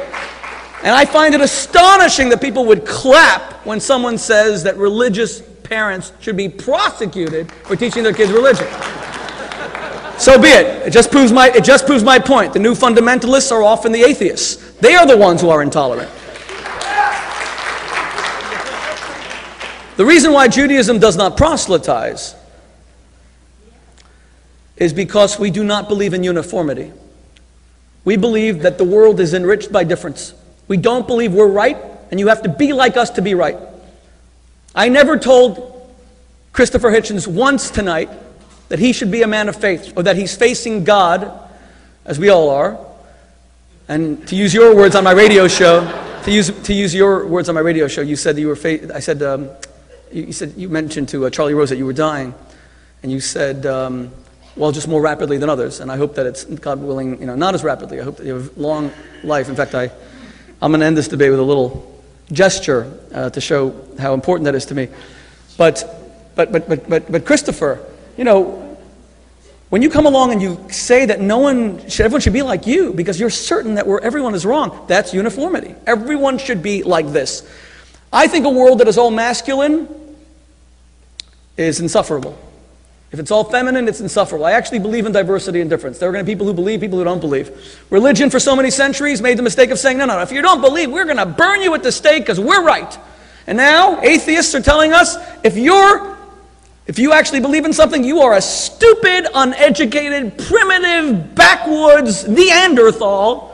And we're the smart ones. Come on, if that isn't condescending, then what is? We can live in that world where we just insult each other, abuse each other, put each other down. We can only find the bad in each other. It's been done. I won't do it. If I lose the debate, I won't do it. If I'm never invited to speak again, I won't do it. I will not betray myself to be popular. I won't do it.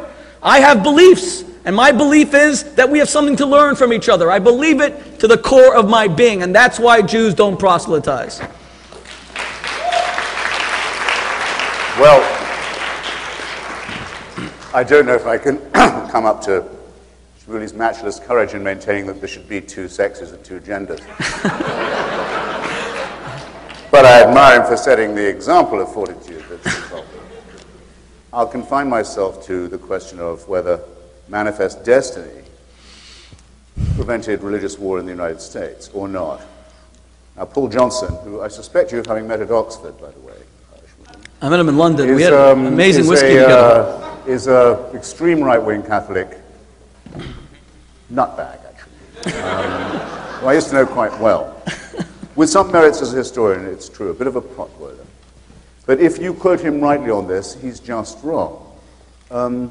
Until the promulgation of the federal Constitution, if you were in Maryland and you were not a Catholic, you couldn't hold office. If you were in Massachusetts and you couldn't hold office. If you were in Georgia, you had to affirm the state religion, which was, interestingly enough, Protestantism, not further defined. Jews were subject to disabilities in various states. You go on, everyone knows the story. Of course, the 13 colonies would have fallen apart, and on a religious basis too, if it wasn't for the secular work of the two giants of the subject, Thomas Jefferson and James Madison, who first brought about the Virginia Statute on Religious Freedom. They said, no, we begin by destroying the established church. Every country that ever grows up into anything like a mature democracy has to do this. Sometimes it's a process of terrible violence, as in France or Russia. Sometimes it's not so bad as in the English Civil War, but any country seeking maturity has to break the established church. That was easy when it was just the Anglican Episcopalians. It's gone, abolished. Okay, says Virginia, now what? Patrick Henry says, why don't we subsidize instead all churches? That was quite a popular thought.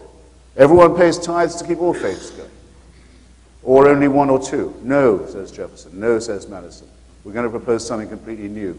No one has to support any church of any kind at all. You want a church, build it yourself. This is the first time in history, it still is, because the Virginia Statute on Religious Freedom becomes the basis of the First Amendment to our Constitution. The first time ever that a country has announced itself to be secular, where the only mention of God in its Constitution, except for the very vague preamble, or of religion, is showing how and where it must be and is limited in the public square. Only mentioned in order to be constrained, because they knew its horrible power. Have we been true then to this? Which totally negates Johnson's view. Madison thought you shouldn't even have chaplains in the armed forces. Neither, by the way, do I, not at taxpayers' expense, nor opening the prayers of Congress or proceedings every day. Flat out unconstitutional. We haven't been true to this document, but it's because of that, not of manifest destiny, that we've been spared religious war. Anyway, we weren't spared religious war. The missionaries went far and wide to convert the Indian tribes. The Indian tribes fought against each other as far away as Oregon, as Catholic and Protestant, egged on by different kinds of missionaries. It speeded the destruction of Native America.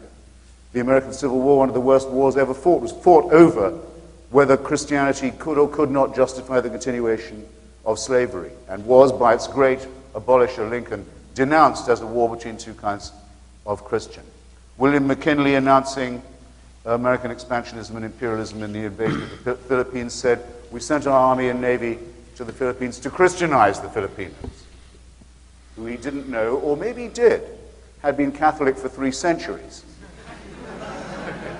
Well, it's an interesting question from a Protestant like McKinley. He may not have thought that they counted as Christian, or he may simply not have known that they're called the Philippines for a reason, that another bloody Christian imperial power had decided to name millions of people after one of its blood-stained Catholic kings.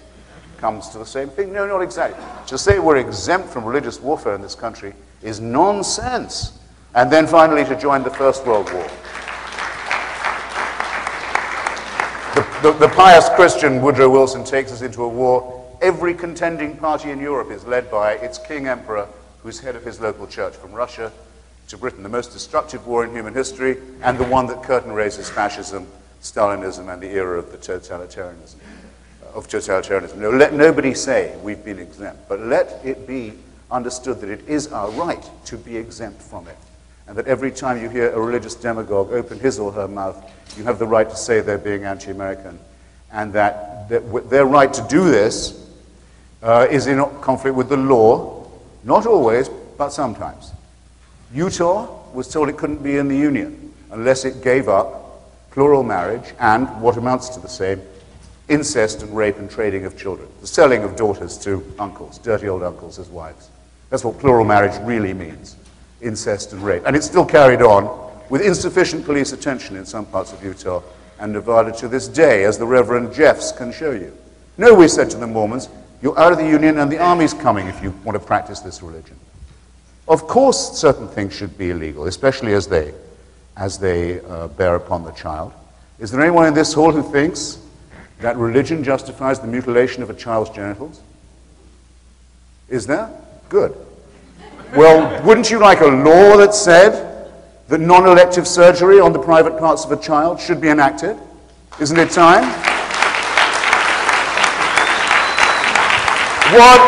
What a shunder, what a shame, what a disgrace that we still haven't got this far. We can't prevent, in the name of God, in the name of faith, genital mutilation in our country. And we complacently sit here as if religion was no threat to us. You see what a long job civilization has, taming faith and making it finally acceptable to the point where you and I can talk about it this way. But it took a long time. We've no right to forget what religion was like before its fangs were drawn, as I started by saying. Thank you.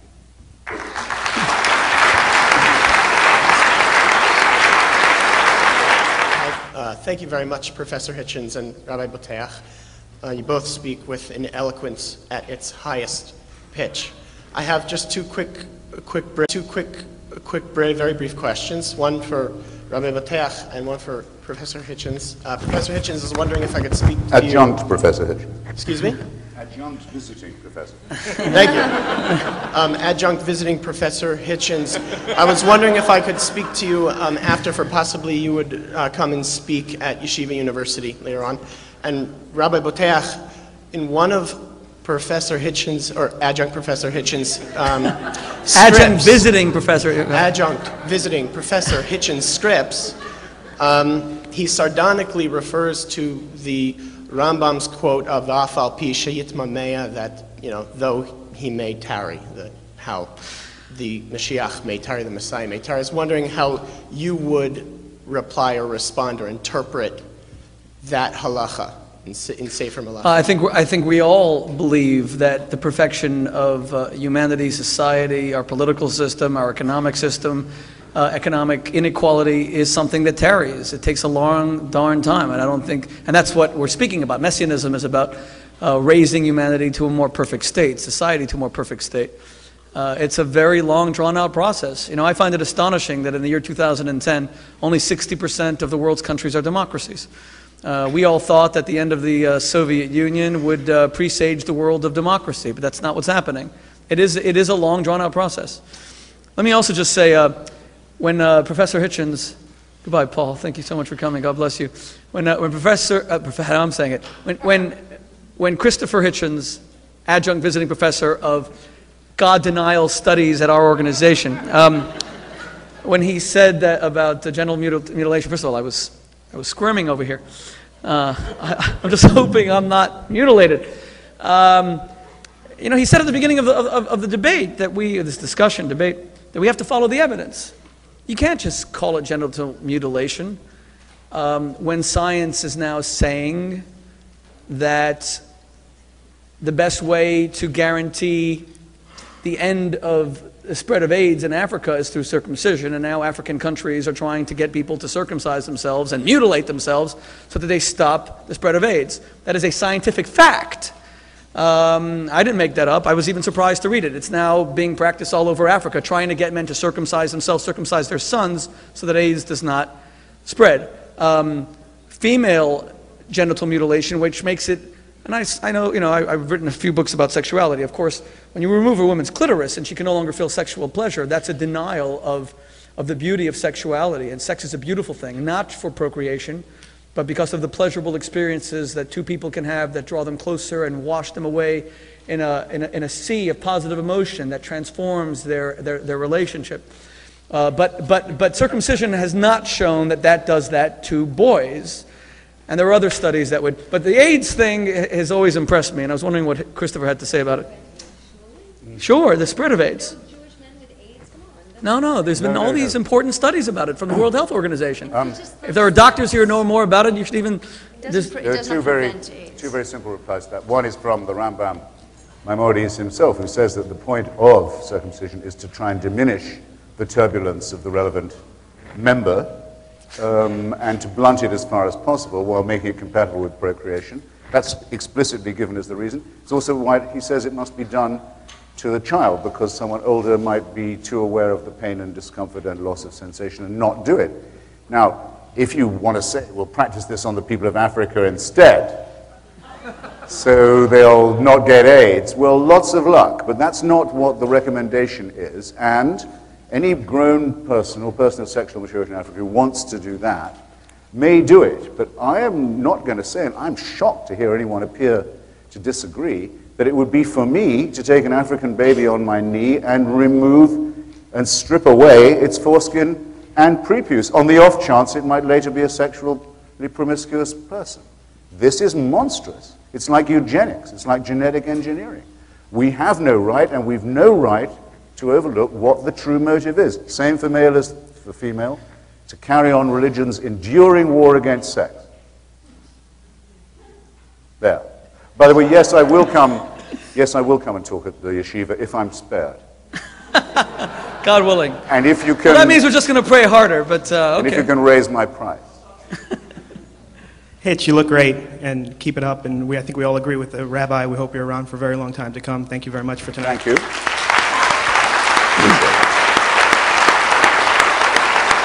But you've warned us not to spare you, and so I want to kind of press you a little bit on something you said. I'm very interested in hearing the rabbi's opinion as well. You mentioned Eugenio Pacelli, Pope Pius XII, I think everyone's familiar with him, and so forth. You also mentioned that you just met Benedict XVI, who just landed in Hitch's home country, I guess, earlier today. And Hitch, I've heard you make this point before, and you did it tonight again, where you mentioned that he was a member of Hitler's youth. But isn't it true that he was mandatorily conscripted into that he deserted from the army as soon as he possibly could, that his father and mother opposed the Nazi regime, and that he actually had a cousin with Down syndrome who was killed by the Nazis? So is it unfair for you to sort of slander him as a member of Hitler's youth in light of that? And Rabbi, I'd be very interested in hearing what you think of that. Well, no, it's not, because I won't be told by anyone who was a member that my beliefs are National Socialist. That was my original point. Second, in his memoir, which I've read, very slender little memoir, he does mention being conscripted into the Nazi army and says you couldn't get away from it. That's what every single German has always said. There was nothing you could do, you had to play along. We have the examples of many, many very brave, including many brave atheist Germans, to give that the lie. Yes, you could get out of it. There were all kinds of ways you could. But let's suppose, for the military service he wasn't able to, he doesn't happen to mention that he was ever in the Hitler Youth. He didn't come up with the excuse that you had to do that too, till it was pointed out to him, and by historical archivists, that he had done that as well. Wouldn't you rather it had been the other way around? That he'd first said he'd done it and then said he had to, rather than being found out to have done it and then said he had no choice. And if that's the level of his morality and his compromise with evil, then what's he doing? I don't care about him as an individual. What's he doing giving moral lectures to everybody else? He falls below the average standard of the German citizen, who in their majority never voted for the Third Reich, though they were ordered by the Catholic Center Party in the Reichstag to make the monstrous leader of that party into the Chancellor of the German Republic. This record is very plain. This record is very plain. The Catholic Church comes before us as an organization that, where Nazism is discussed, has only just begun to apologize for its role, its disgusting, bemurdered role, and will never be able to apologize enough as long as the memory of that atrocity remains real to us.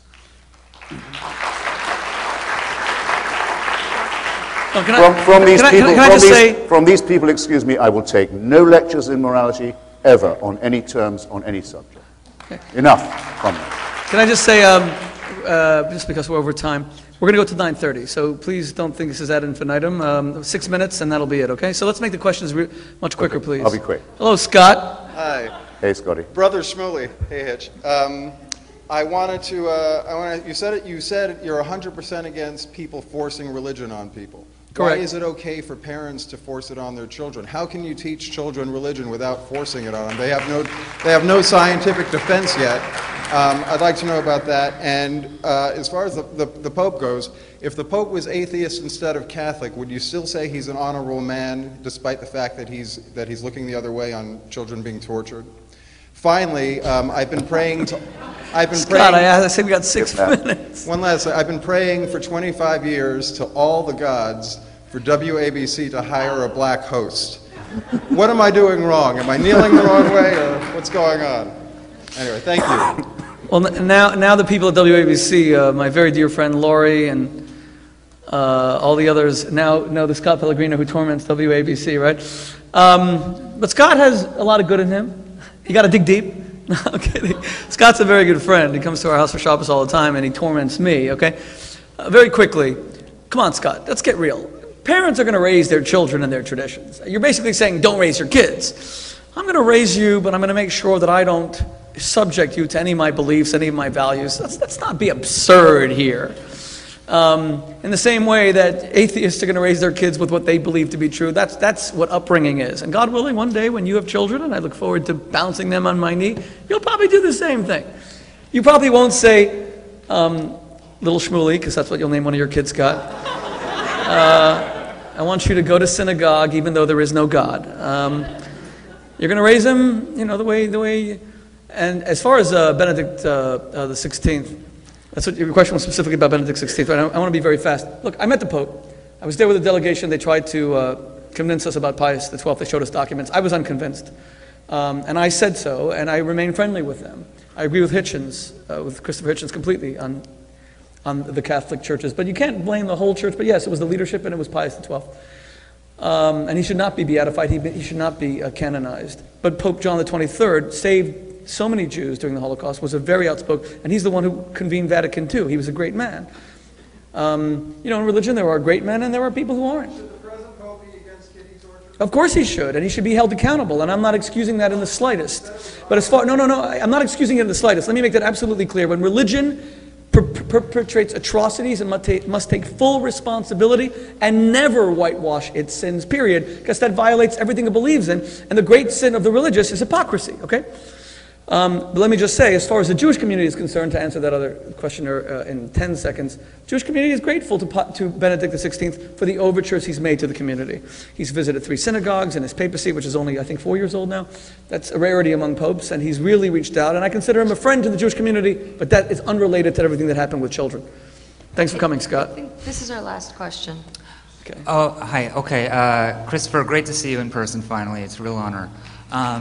Wait, what am I, chopped liver I'm over sorry, here? no, What am Rabbi, I? no, because listen, my question's for you. Am I not here in person? Am So, I like no, an apparition or something? No, this is totally with you. Okay. Okay. So, all right. Not- so not I've to been, be outdone. I've been, so I'm involved in the erotic arts for some years now. The erotic arts? Yes. I got an And- interview for a book, okay. And Did they mutilate you as a child? I'm sorry? Were you mutilated No, as I'm a child? Jewish.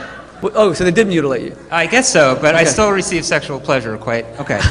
Oh, okay. So my thing is that, so I have like a lot of Too much sensitivity when it comes to organizations and groups who are stifling sexual expression in America. Most of them seem to be Christian and Catholic based. I'm assuming if Islam had a greater foothold in America, I'd probably be hearing a lot from them as well. But I don't really hear a lot from Jewish organizations when it comes to stifling sexual expression. And I'm wondering if I'm wrong there, or am I onto something? Jews like sex. Okay. Thank you. I bet Catholics also like sex. And Lisa Oz is a Christian, correct?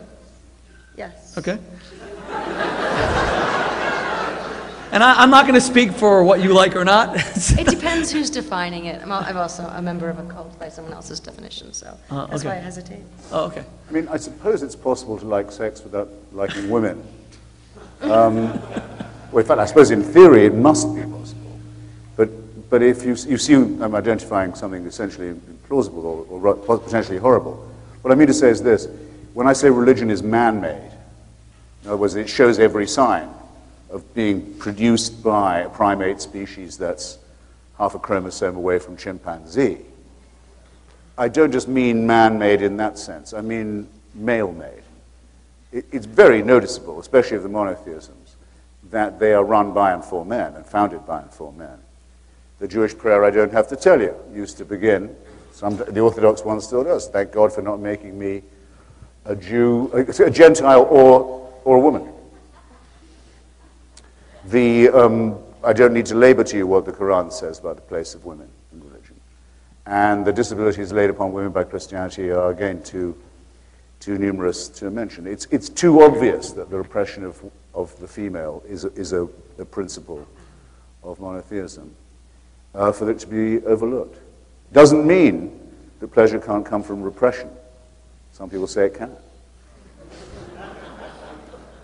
Try anything once.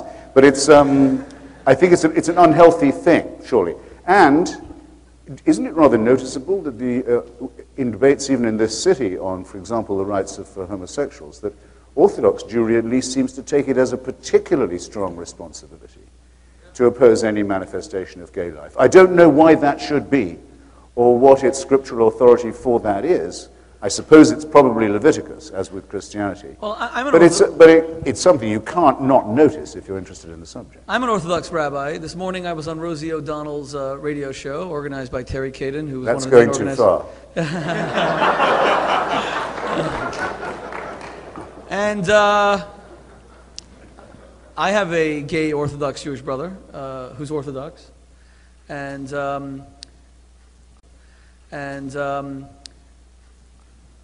I don't see that homosexuality is a huge issue. In other words, I know what the Bible says, but I always say to my brother, the Torah consists of 613 commandments.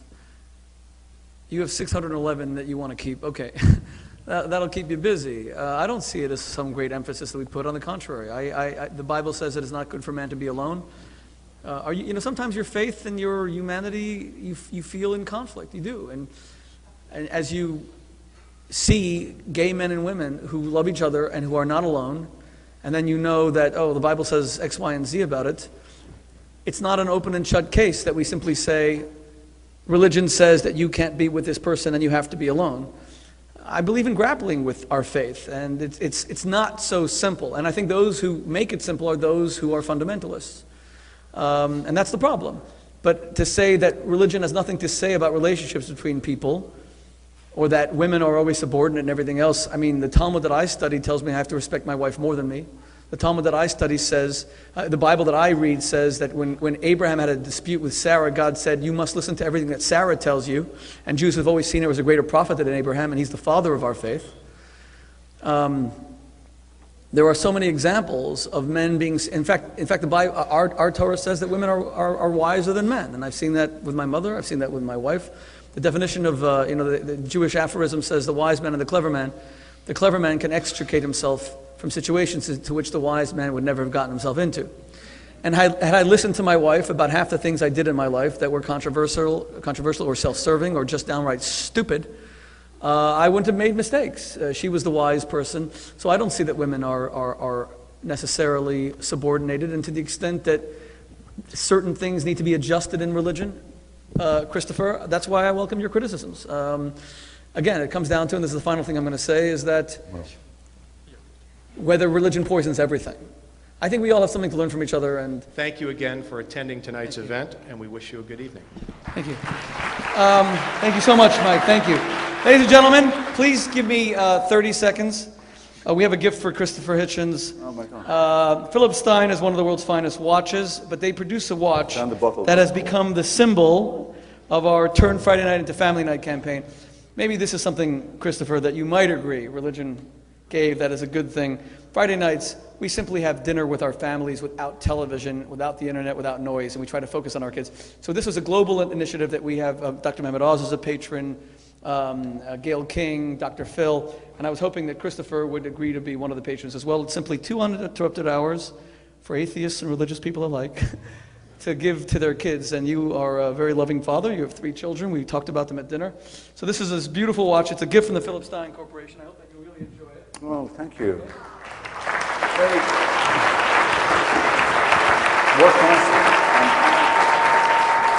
And finally, ladies and gentlemen, if you would all just join me, it is our hope, whatever you believe or don't believe, that you will just join us in a small toast. It's the night before Yom Kippur, Judaism's holiest day, and I wanted to just toast for Christopher's health and well-being, the famous Jewish toast l'chaim, which is life. So.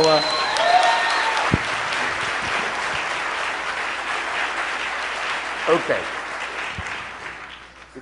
It's amazingly nice of you, and thank you. First, for reminder of the passage of time. I mean it.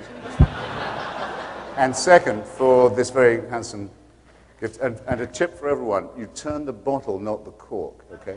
Like this, and then...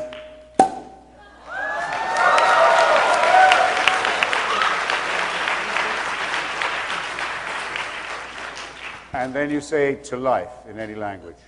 Shalom. Thank you.